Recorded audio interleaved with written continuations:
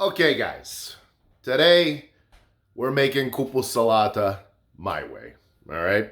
If I go to one more graduation party and get a bowl of plain nasty kupu salata, I think I'm going to shoot myself. Great party, by the way. Great party. Terrible kupus salata. So here we go. All right, guys, here we go. So basically, the salad is going to be a mix of a couple different things. We've got green cabbage, red onions, red bell peppers, and arugula. And arugula is really the star of the show here, guys.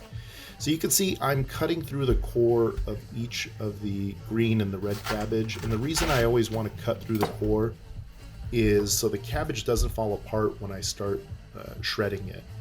And if you cut it off to the side of the core, what'll happen is when you put it through the mandolin, it's going to start falling apart on you, and it gets very, very dangerous to handle.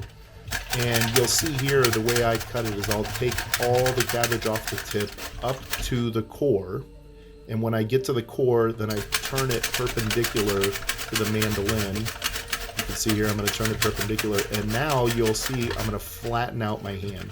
If you follow this technique, you will never cut yourself on the mandolin. And I know a lot of people are scared to use these things because, I mean, we've all seen and heard of people taking off the tip of their finger with a mandolin. They are dangerous. They are very, very sharp. And imagine this, I've had that mandolin for almost 25 years, and it is still as sharp as the first day that I bought it. So I'll put a link to the description.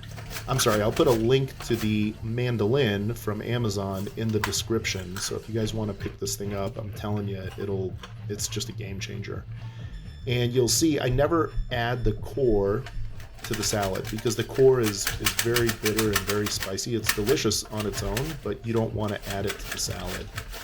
And any of the bigger chunks, because the mandolin is good, but you know, the cabbage sometimes doesn't cooperate, so you're going to get bigger pieces of cabbage in there. Take those out. They're just not appealing when you're eating and you get a big piece of cabbage like that on your plate. It just doesn't look good. You want this to be very consistent and very uniform.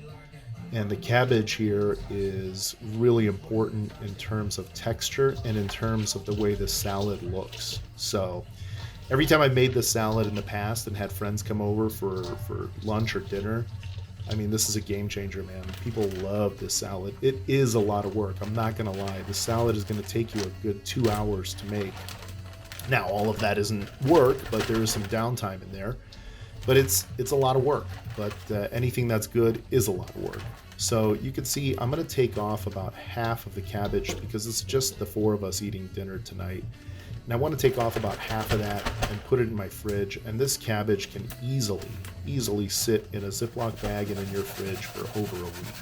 Now, I've salted the salad about 1.5 to 2 times more than I normally would. And I want to mix that salt into the cabbage, incorporate it really well. And there's 2 reasons I want to do this. Number 1, I want to extract as much water off of that cabbage as possible so it doesn't dilute the flavor of the salad down the road. And number 2, I want to soften up this cabbage for the salad, so the texture of it is going to be a little bit softer. So here I'm just julienning some red bell pepper, and quite honestly, I probably could have and should have added 2 bell peppers to this salad. Number 1, it looks prettier, and number 2, it tastes great. And then I went through and used the mandolin and sliced up a red onion. Smells delicious, and it's probably a staple ingredient in this salad. So here you can see it's probably about 2-3 ounces of water has come off. The cabbage has shrunk significantly at this point. And now what I want to do, I want to take it under cold water and rinse off any of that excess salt. So the salt is gonna get incorporated into the cabbage on a cellular level. So you're never going to be able to wash off all the salt. The goal here is to wash off any of the excess salt that's on the surface of the cabbage. You just run it through the water a couple times, give it a good rinse, And once that's done, then the most important part of this cabbage, incorporating this cabbage at this point, is really to squeeze all of the excess water out of the cabbage. And two reasons. Number one, we want to take all that water out so we aren't diluting the flavor of the salad and the seasonings. And number two, by squeezing it, which is what I'm going to do next here, by squeezing it, we're getting all that texture. We're changing the texture of the actual cabbage. So you can see here, it's wilted down pretty good, but it's still pretty stiff. And so now I'm squeezing it, and this is really just basically crushing what's left of the cabbage. And it's probably, by the time I'm done crushing it and squeezing it and taking all the extra water out of it, and you can see how much water actually came out of there, I've probably shrunk the cabbage by 2/3 at this point. And so the texture of the cabbage becomes very light, it becomes very airy and very dry.